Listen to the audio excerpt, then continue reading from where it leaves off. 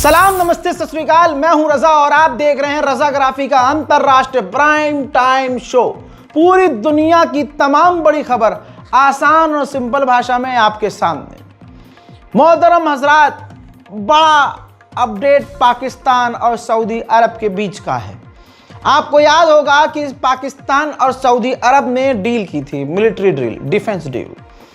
अब मोहम्मद बिन सलमान और पाकिस्तान ने इसके अंदर के जो पुर्जे खोले हैं कि डील के अंदर क्या क्या है, तो सुन लीजिए क्या है। सीधी बात यह है कि पाकिस्तान और सऊदी अरब एक हो गए हैं। हम तो सोच रहे थे कि भाई लड़ाई दंगे में साथ देंगे एक दूसरे का, ना ना ना ना, अब ये रोजाना वाला साथ हो गया है। 25,000 पाकिस्तान की फौज सऊदी अरब में तैनात होगी। और सिर्फ फौज वो वाली नहीं, जमीनी नहीं, पाकिस्तान की एयरफोर्स, पाकिस्तान आर्मी की ग्राउंड फोर्स, पाकिस्तान की नेवल फोर्स, टोटल 25,000। 3 स्टार वाले जनरल कमांडर 4 से 5 पाकिस्तान में होंगे और पाकिस्तान की फौज का वो टुकड़ा जिसमें 3-4 ब्रिगेड कहा जा रहा है, वो टुकड़ा जो सबसे एडवांस होगा वो सऊदी अरब में तैनात होगा, सऊदी अरब की रक्षा और सुरक्षा के लिए। तो दोस्तों, आप समझ सकते हैं कि पाकिस्तान और सऊदी अरब कितना करीब आ गए हैं। हजरात, इतना ही नहीं, पाकिस्तान की ये फौज बॉर्डर में, यानी सऊदी अरब के बॉर्डर पे, सऊदी अरब के अंदर, सऊदी अरब के शहरों में, शहरों के बॉर्डर, स्टेट बॉर्डर पर भी तैनात होगी। यानी पूरा सऊदी अरब का कंट्रोल जो है, सिक्योरिटी कंट्रोल, पाकिस्तान संभालेगा। यह पाकिस्तान के इतिहास के लिए सबसे बड़ी बात और भारत के लिए सबसे बड़ा झटका है। दोस्तों, इतना ही नहीं, पाकिस्तान से जुड़कर पाकिस्तान के जरिए सऊदी अरब चीन से उसका J-10C और दूसरे 5th और 6th जनरेशन के एडवांस फाइटर जेट की तकनीक लेना चाहता है। और यह पाकिस्तान दिलवा भी देगा क्योंकि चीन उसकी इतनी बात रखता है। इधर सिर्फ यही नहीं, सऊदी अरब तालिबान और भारत से पाकिस्तान की दोस्ती करवाएगा। यह जिम्मेदारी सऊदी अरब की है। लेकिन यह बहुत बड़ी बात है कि पाकिस्तान सेना भी देगा सऊदी अरब को। पाकिस्तान की जो फौज सऊदी अरब में तैनात होगी उनको अच्छी खासी कीमत भी मिलेगी। 1,40,000 रुपये, इंडियन के हिसाब से बता रहा हूं, 1,40,000 रुपये पाकिस्तान के हर फौजी को पैसा देगा सऊदी अरब। और हाई क्वालिटी उनकी लाइफ स्टाइल होगी, बेहतरीन। तो उन पाकिस्तानी फौजियों की बल्ले बल्ले होगी जो सऊदी अरब के लिए लड़ेंगे। यही नहीं, पाकिस्तान इसी डील के अंदर है कि पाकिस्तान सऊदी अरब को शॉर्ट रेंज की मिसाइलें, एयर डिफेंस सिस्टम, बंदूक और गोलियां और इस तरह के हथियार सऊदी अरब को पाकिस्तान देगा। तो अब भूल जाइए कि पाकिस्तान और सऊदी अरब के बीच टकराव होगा, क्योंकि इन्होंने लंबी दोस्ती के लिए हाथ मिला लिया है।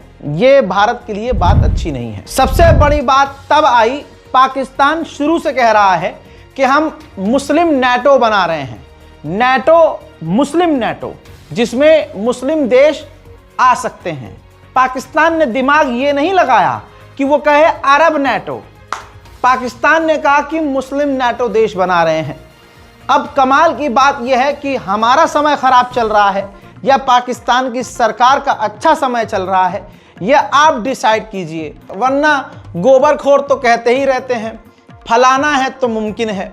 बहरहाल मामला अब यह है कि इजिप्ट, जो बिल्कुल इजराइल का पड़ोसी है, इजिप्ट ने भी पाकिस्तान और सऊदी अरब से बात करना शुरू कर दिया है इस मुस्लिम नेटो में शामिल होने के लिए। पाकिस्तान के डिफेंस एग्रीमेंट की तरह डिफेंस पर बात करना शुरू कर चुका है इजिप्ट भी।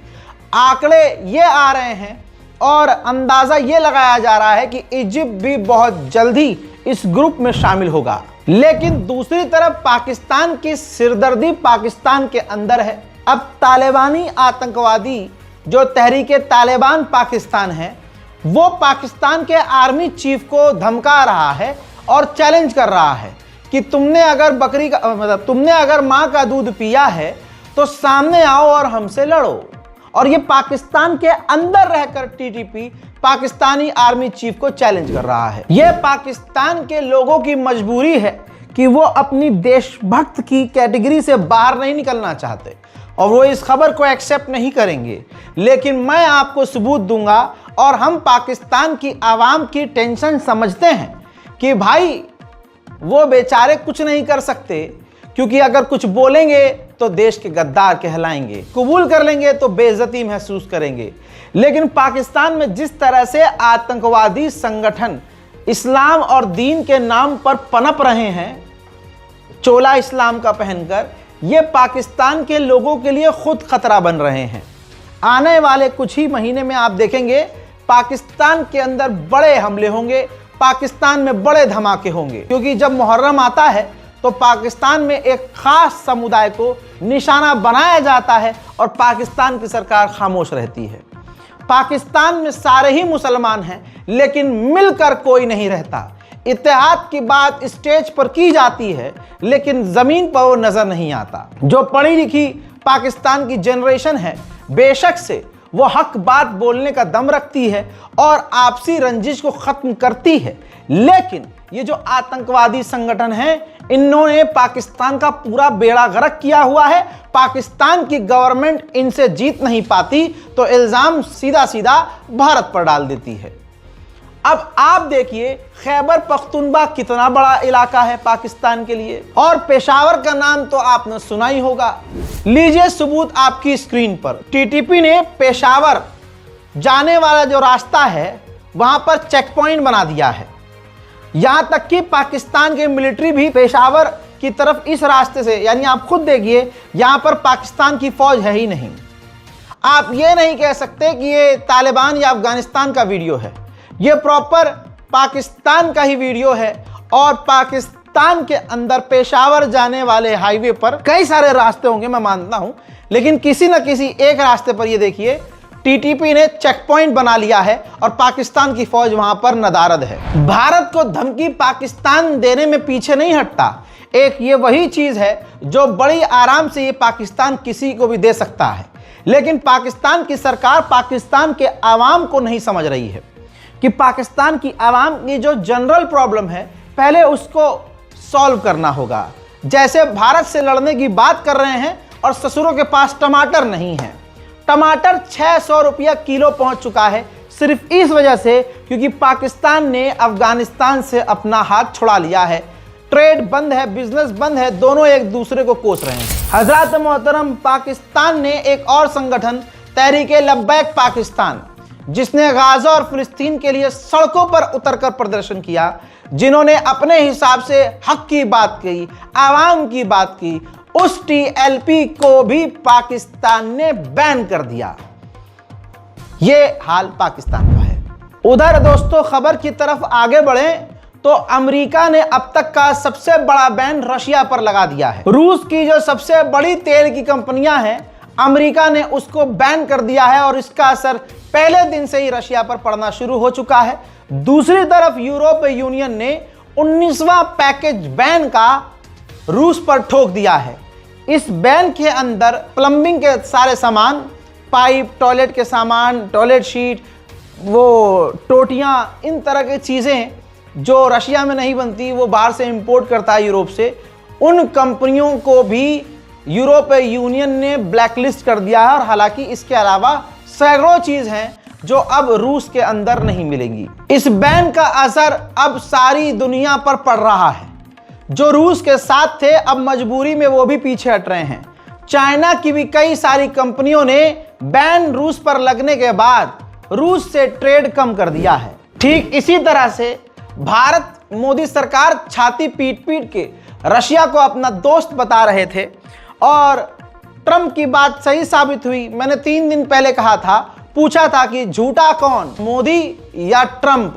अब साबित हो गया। ट्रंप ने पहले ही कह दिया था कि भारत रूस से तेल लेना कम कर देगा। मेरी प्रधानमंत्री मोदी से बात हुई है, लेकिन यहां पर कहा जा रहा था अंध भक्तों के द्वारा कि नहीं, हम तो लेंगे। ले ले ले ले। अब सुनिए, ये रही रिपोर्ट आपकी स्क्रीन पर, गूगल भी कर लीजिए, पढ़ भी लीजिए और आपको कहीं और से मिल भी जाएगी ये खबर। भारत की बड़ी बड़ी कंपनियों ने फैसला कर लिया है कि वो रूस से तेल लेना बंद कर देंगी, और ये इसलिए क्योंकि रूस पर बैन बड़े लग चुके हैं। कल तक कहा जा रहा था कि नहीं हम तो तेल लेंगे, मोदी ने दिया डोनाल्ड ट्रंप को मुंह तोड़ जवाब।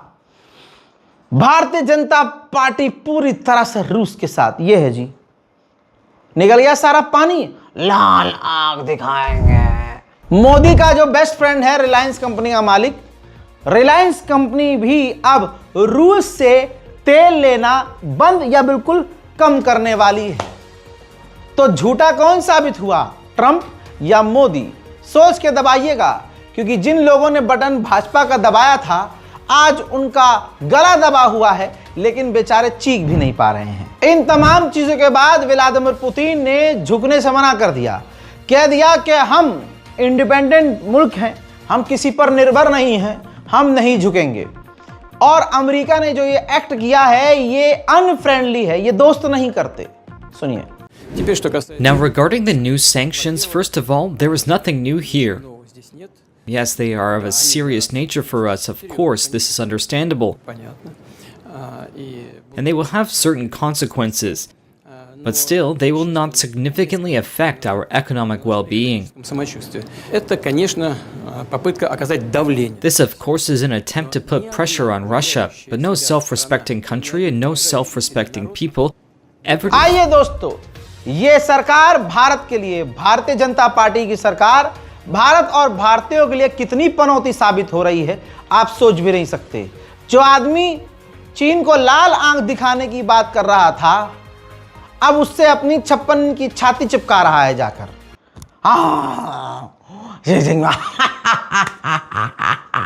खाली हंसता है मुंह फाड़ के, और आदमी सोचता है पता नहीं यार कितना बेहतरीन याराना है इनका।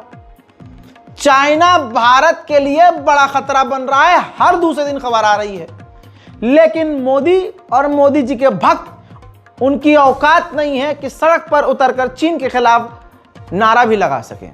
मोदी जी पलट देंगे हाथ डाल के कि अच्छा मेरा मित्र के लिए तुम कर रहे हो बकवास बात। तवांग भारत का इलाका है, 100 किलोमीटर ज्यादा दूर नहीं होता है आप अगर कार से हैं। और मैं कहूं कि 100 किलोमीटर कितना दूर है आपसे, अगर आपके पास जहाज हो, आप कहेंगे रजा भाई 100 किलोमीटर तो 10 मिनट में। अच्छा, मैं कहूं अच्छा वो छोड़ो, अब तुम्हारे पास फाइटर जेट है तो 100 किलोमीटर कितनी दूर है आपके लिए कि भाई 3 मिनट 4 मिनट। आप सुनिए, भारत का इलाका है तवांग, तवांग से सिर्फ और सिर्फ 100 किलोमीटर दूर चाइना ने बॉर्डर के इलाके पर अपने, ये सैटेलाइट इमेज दिखा रहा हूं देखिए, चीन ने हवाई किला बनाने की तैयारी शुरू कर ली है। लाहुंजे एयरबेस में लड़ाकू विमानों का विशाल हैंगर, बड़ा हैंगर तैयार कर लिया है। भाई तैयारी नहीं की है बनाने की, चाइना ने बना लिया है तवांग से सिर्फ 100 किलोमीटर दूर, जहां पर 36 मजबूत नए शेल्टर बना लिए, बड़े फाइटर जेट उतारने की एयर पट्टी बना ली चीन ने, भारत से सिर्फ 100 किलोमीटर दूर। यही नहीं, वहां पर उसने अपने बड़े फाइटर जेट, हेलीकॉप्टर, ड्रोन रखने के लिए जो शेल्टर होता है और हैंगर होता है वो बना लिया है। चाइना ने अपना इतना बड़ा एयरबेस बनाया है कि अपने तमाम खतरनाक फाइटर जेट 2 मिनट के अंदर वो भारत के अंदर घुसा सकता है। लेकिन मोदी और मोदी जी के जितने भी गद्दार मुसलमानों को और ईमानदार हिंदुओं को, दलितों को गाली बकने वाले जो झुंड हैं, उनकी औकात नहीं कि इस पर बोल सकें। आज दुनिया में साबित हो रहा है कि फर्जी राष्ट्रवादी कौन है। आज पता चल रहा है कि सावरकर, माफी वीर और गोडसे की औलाद और उनकी नस्ल कौन है। यह तो ऊपर वाले की मार है इस मोदी सरकार को और तमाम गोबर खोरों को, पैखाना खोरों को, मूत पियाओं को, जो अभी 4 साल पहले तक, आज जो बहुत उसकी बात कर रहा है ना हलाल और झटका, भाई कल फिर यह जलील होगा। लेकिन इनके अंदर टैलेंट यह है कि इनका ज़मीर नहीं है, इनकी कोई सेल्फ रेस्पेक्ट नहीं है। काहे? अरे भाई जो आदमी गू चाटता हो, पेशाब पी लेता हो, उसे किसी चीज से फर्क पड़ेगा? तो भारत में ऐसे बहुत लाखों करोड़ों लोग हैं जो ये खाते पीते हैं ये चीजें। वीडियोस यूट्यूब पर मौजूद हैं, जाइए देखिए। आज फिर देखिए, भारत ने आज सोचिए, जिस तालिबान को ये गाली बकते थे, आज तालिबान से हाथ भी मिला रहे हैं, छाती भी मिला रहे हैं, याराना भी निभा रहे हैं। और पहली बार तालिबान के आने के बाद अपना राजदूत, तस्वीर आपके सामने, ये अफगानिस्तान के तालिबान के अंदर भारत का पहला राजदूत है। नाम इनका करण यादव है। करण यादव। तो आज के बाद कोई भी हिंदू समाज का व्यक्ति मुसलमान को तालिबानी आतंकवादी इस तरह से जुमला जब इस्तेमाल करे तो करण यादव का नाम लेकर इनके मुंह में पेशाब कर दीजिएगा दोस्तों, कि तुम्हारी औकात ये है। करण यादव तालिबान में मौजूद है, अफगानिस्तान में भारत का राजदूत बना बैठा है। तालिबान से हमारा कोई सलाम दुआ नहीं, अफगानिस्तान से हमारा कोई लेना देना नहीं, और मुसलमान हैं हम इसलिए हम तालिबानी आतंकवादी हो गए, हम मुल्ले हैं तो आतंकवादी हो गए। और तुम करण यादव साहब जो खुद तालिबान के बीच बैठे हैं जाकर, और थूक के तुमने चाट लिया। कल तक गरिया रहे थे, आज दोस्ती कर ली। और गोदी मीडिया क्या कह रहा है? गोदी मीडिया कह रहा है, देखा मोदी का जलवा, तालिबान के बीच मोदी मोदी। और एंगल क्या बना रहे हैं? एंगल भी समझ लीजिए, एंगल ये बना रहे हैं कि भारत और तालिबान की दोस्ती से पाकिस्तान को लगेगी मिर्ची, अजी कद्दू मिर्ची लगेगी।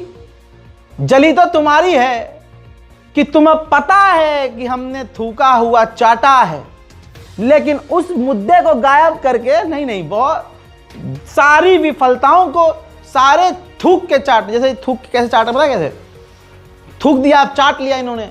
तो गोदी मीडिया कह रहा है अरे चाटा थोड़ी ना है, और वो थूक था ही नहीं। अगर चाटा भी है वो थूका थोड़ी ना था, वो तो शहद पड़ा हुआ था, और वो शहद बहुत कमाल का था, इसलिए चाटा गया है। और शहद को चाट के ही खाया जाता है, चाट कर ही मजा आता है।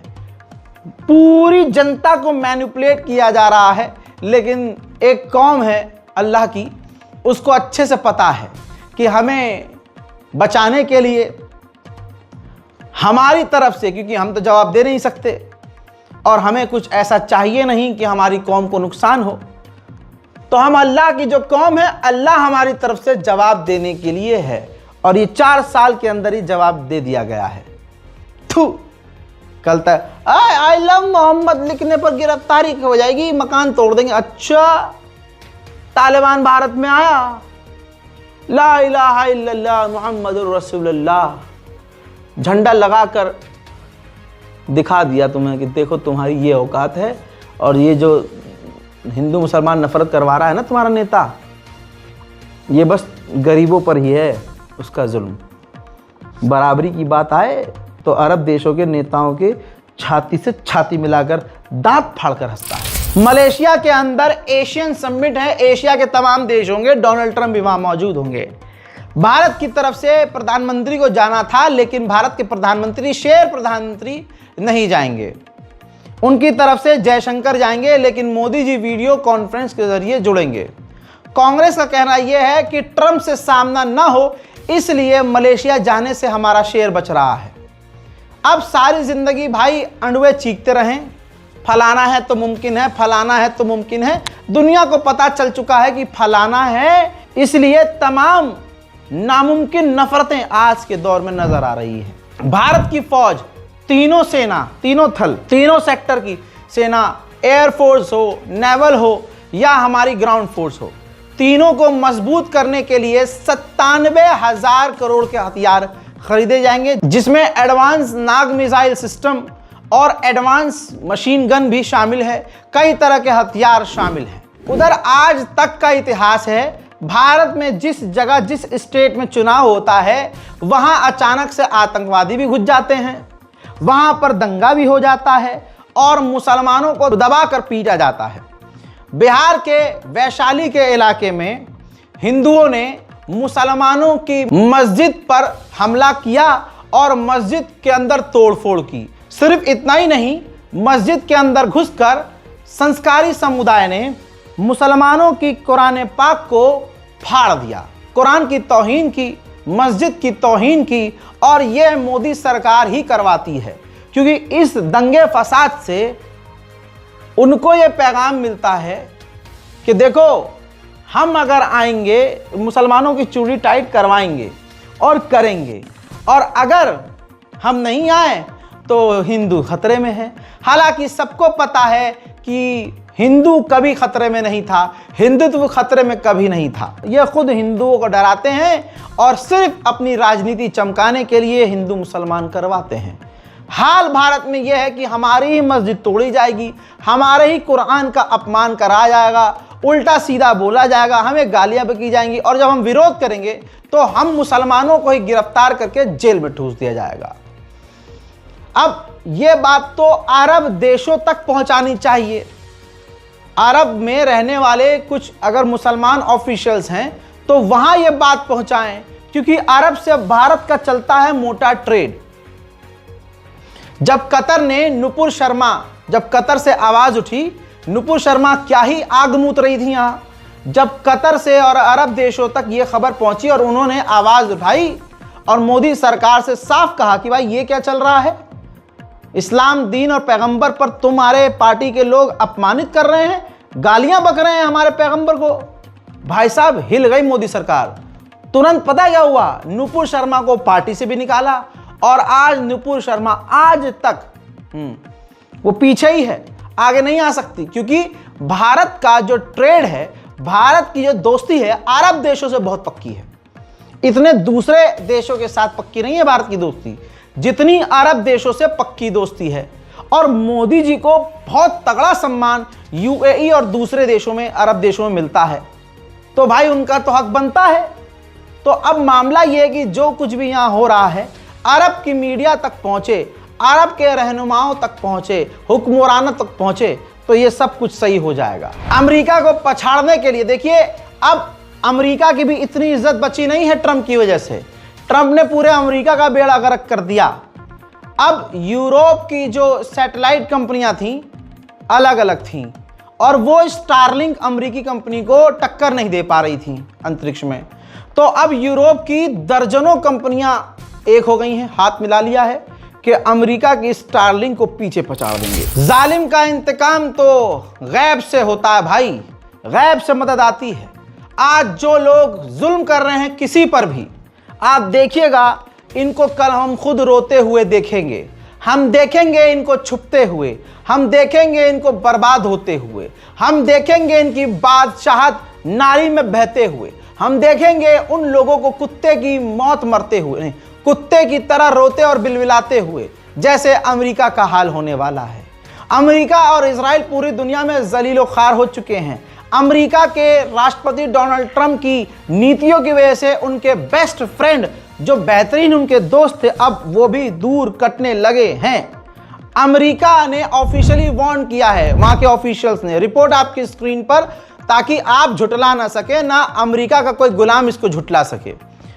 अमेरिका कुछ ही हफ्ते पीछे है रेयर अर्थ मिनरल क्राइसिस से। जो रेयर अर्थ मिनरल हैं वो अमेरिका में खत्म होने वाले हैं बिल्कुल। और आपको रेयर अर्थ मिनरल की अहमियत बता दूं, रेयर अर्थ मिनरल से, केमिकल से हथियार बनाए जाते हैं। हथियार खतरनाक बनाने में उसका इस्तेमाल होता है। तो रिपोर्ट में यह भी कहा गया है कि अमेरिका में जो रेयर अर्थ मिनरल क्राइसिस आएगा, इससे अमेरिका का जो हथियारों का सेक्टर है, हथियार बनाने वाली कंपनियां हैं, सीधा उनको बड़ा नुकसान होगा और अमेरिका को हथियार बनाने में बड़ी मुसीबत आएगी। अब जब ऊपर वाले की लाठी चली तो ट्रंप की अकड़ उसके ही पिछवाड़े में चली गई। चाइना को गाली बकता था, लेकिन साउथ कोरिया के अंदर एक मीटिंग के दौरान चाइना के राष्ट्रपति शी जिनपिंग से डोनाल्ड ट्रंप मुलाकात इसीलिए करेगा कि रेयर अर्थ मिनरल वाली चाइना से डील हो जाए और चाइना से टकराव खत्म हो जाए। आइए लंबे समय के बाद म्यांमार का अपडेट दूं। 2-2.5 साल से म्यांमार में जनता ने कब्जा किया हुआ है, लेकिन म्यांमार की फौज ने अब चीन की मदद से, चीन की इंटेलिजेंस से, चीनी फौजियों की मदद से जिन जिन इलाकों में जनता ने कब्जा कर लिया था वहां हमला करके उस इलाके को आज़ाद करके म्यांमार की फौज ने अपने कब्जे में लेना शुरू कर दिया है। उधर चाइना ने जापान को धमकी दी है कि जापान हमारे करीब अपने एडवांस हथियार तैनात कर रहा है, अगर जापान ने यह सब करना नहीं रोका तो हम मुंह तोड़ जवाब देंगे और हालात बिगड़ने का जिम्मेदार जापान होगा। Concerning the increase of defense budget of Japan, my response is that due to the history of Japanese aggression, its military and security moves have been closely followed by Asian neighbors and the international community. In recent years, Japan drastically adjusted its security and defense policies, increased defense budget, relaxed export control on weapons, and sought breakthroughs in military build-up. This has led to... जैसा मैंने आपसे अभी कुछ second पहले कहा कि America ने अपने तमाम अच्छे दोस्त खो दिए हैं सिर्फ इस ट्रम्प के गंद की वजह से। कनाडा के प्रधानमंत्री ने साफ कह दिया है कि हमारे जो रिश्ते बेहतरीन थे अमेरिका से वो खत्म हो चुके हैं और अब पहले जैसे रिश्ते कभी नहीं हो सकते। This decades-long process of an ever closer economic relationship with the United States is now over. And as a consequence, many of our former strengths as a country, former strengths more particularly as our economy, strengths based on close ties to America, have become our vulnerabilities. And as a result of that, the jobs of workers in our industries most affected by the US tariffs in autos and steel and lumber are under threat. And our businesses are holding back investments अब दुनिया को यह भी पता है कि Donald Trump यानी America कितना लालची है। अमेरिका और अमेरिका के लोग हैं ये हमारे टुकड़े पर पल रहे हैं, पूरी दुनिया से ये टैक्स का पैसा वसूलते हैं, दोनों कई देशों में जंग करवाते हैं, दोनों को हथियार बांटते हैं, खून से कमाया हुआ लोगों को मरवा कर तेल गैस लूट कर अमेरिका लाशों के पहाड़ पर बैठकर अपने आप को सुपर पावर कहता है। मोहतरम हजरात, इसी तरह से ये लालची पने में पागल हुआ ट्रंप अब कोलंबिया पर आ गया है। कोलंबिया को धमकाते हुए कहा है कि हमारे हिसाब से काम करे कोलंबिया, वरना हम खतरनाक एक्शन लेंगे। Well, he's a thug and bad guy. He's a guy that is making a lot of drugs. We've just, as of today, stopped all payments going to Colombia, the country Colombia. Also, the school Colombia. No, we settled. We made a settlement with him. But now he's a thug, and he's a bad guy, and he's hurt his country very badly. They're doing very poorly, Colombia. They make cocaine. They have cocaine factories. They grow all sorts of crap that's drugs, bad drugs coming into the United States, goes generally through. Colombia और Venezuela अब क्या करें? कमजोर देश हैं, छोटे देश हैं, लड़ते भिड़ते हैं नहीं, तो इन्हें झुकना ही पड़ेगा। कोलंबिया ने ऑफिशियली ट्रंप के बयान को रीट्वीट करके सफाई दी है कि हमने 17,000 कोकीन के अड्डों को अपने मुल्क में तबाह किया है और बड़ी कार्रवाइयां की हैं। वेनेजुएला को यकीन हो गया है कि अमेरिका कभी भी हमला कर सकता है, अब लड़ो या मरो वाली स्थिति है, तो अमेरिका को धमकी दे दी है वेनेजुएला ने और 5,000 रूसी मिसाइल वेनेजुएला ने अमेरिका के खिलाफ इंस्टॉल कर दी है और अमेरिका को धमकी देते हुए कहा है कि हम झुकेंगे नहीं, अपने मुल्क की ज़मीन एक एक इंच की ज़मीन के लिए हम लड़ेंगे। हरामीपने और तानाशाही की इंतहा यह है कि कोलंबिया पर व्हाइट हाउस ने कहा है कि डोनाल्ड ट्रंप कोलंबिया से अपना तनाव कम करने में इंटरेस्टेड नहीं है, यानी वो तो लड़ना चाहते हैं, सामने वाला लड़े न लड़े, ये पागल बैल सींग मारेगा ही मारेगा। Is there any kind of compromises or gestures from the Colombian president that President Trump would like to see in order to de-escalate the tensions? Is it possible a de-escalation? I don't think we're seeing de-escalation from the unhinged leader of Colombia right now, and I don't think the president, frankly, is interested in that at this point. He spoke on this yesterday, and I don't have anything to add to his comments. हजरात, आप खुद सोचिए, एक छोटे से देश पर America कितना दबाव बना रहा है। इसे सुपर पावर कहेंगे, इसे सुपर डरपोक कहेंगे। तुम अपने छोटे पर जुल्म कर रहे हो। ये देखिए, अमेरिका का परमाणु बॉम्बर वेनेजुएला के करीब चक्कर मारकर गया है और बार बार वो आ रहा है।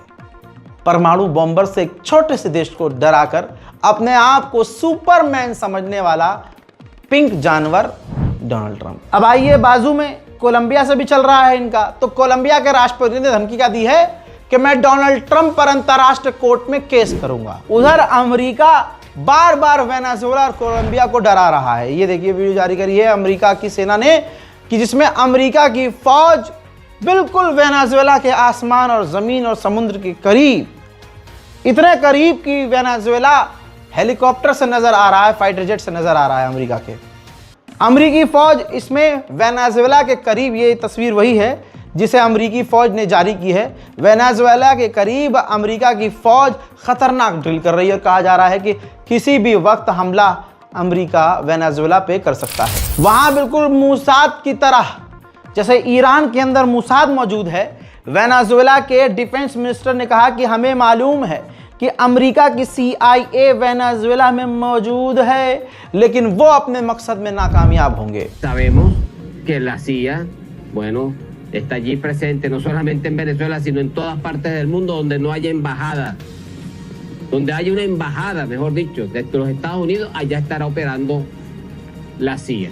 Así que bueno, desde aquí nosotros con humildad decimos Venezuela भी पीछे नहीं है। वेनेजुएला ने वीडियो जारी किया है अपने Su-30 फाइटर जेट के अंदर KH-31 एंटी शिप मिसाइल तैनात कर रहे हैं और अमेरिका की नेवी को वेनेजुएला की नेवी धमकी दे रही है। डोनाल्ड ट्रंप ने ऐलान कर दिया है कि अभी तक तो हम वेनेजुएला की शिप पर हमला कर रहे थे, लेकिन अब हमारा अगला हमला वेनेजुएला की जमीन पर होगा और मुझे यकीन है कि हमारी विपक्ष की पार्टी जो कांग्रेस पार्टी है उसको कोई प्रॉब्लम नहीं होगी अगर हमारी फौज वेनेजुएला में घुसकर हमला करती है। So now they're coming in by land, and even the land is concerned because I told them that's going to be next. You know, the land is going to be next, and we may go to the Senate, we may go to the Congress and tell them about it.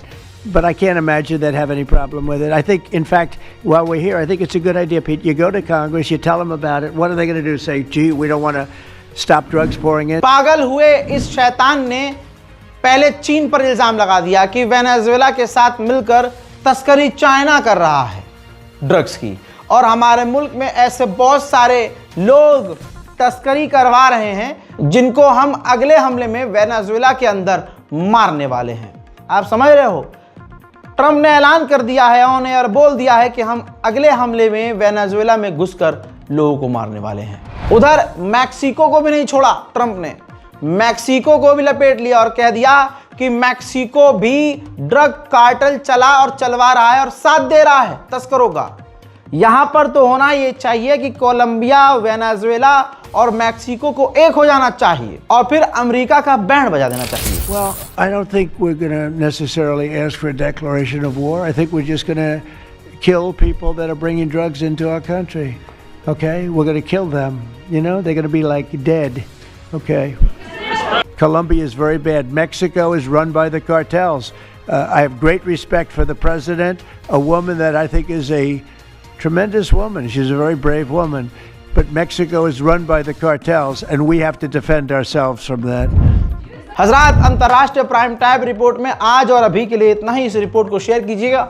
दुनिया की तमाम बड़ी खबर मैंने आपको एक ही video के अंदर दे दी है। एक बार वीडियो चलाइए अपने घर वालों के सामने, माँ बाप के सामने, बुजुर्ग जो फ़ोन नहीं चला पाते हैं।